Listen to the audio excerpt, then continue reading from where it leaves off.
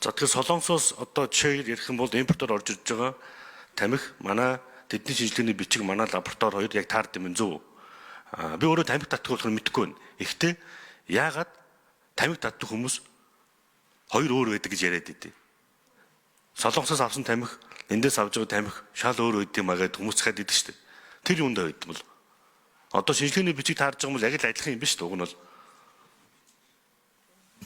За хариулт микрофоныг.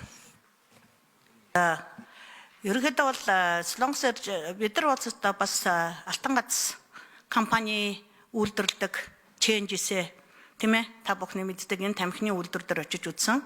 За ер нь бол одоо энэ тамхины агуулмж одоо тэр никотины агуулмж бохны хангалтмж өндөр байх нь болохоор юунаас хамаардаг гэхээр тухайн тамхины ургамлаас хамаардаг. Ургамалд нь одоо хэр зэрэг хэмжээний никотин бох байгаа юм бэ? Ямар амттай байгаа юм бэ гэдгээс хамаардаг байгаа. За яг уу яг бид нар одоо юун дээр Алтан гац дээр очиж Алтан гацын одоо үйлдвэрлэдэг Солонгосын үйлдвэр дээр очиж үзэхэд анхнаасаа бүр судалгааных нь байгууллага нь эхлээд оруулж ирээд одоо 9 change 3 гэхийг одоо хийхин тулд 4 төрлийн одоо нэр төрлийн тамхи байгаа тэр дотор. Гашуун амттай, чихэрлэг амттай, за цайвар өнгөтэй суулвтар амттай гэдэг. Тэгэхээр энэ олон төрлийн тамхинуудыг, тамхины ургамлыг олон газраас одоо авчирчаад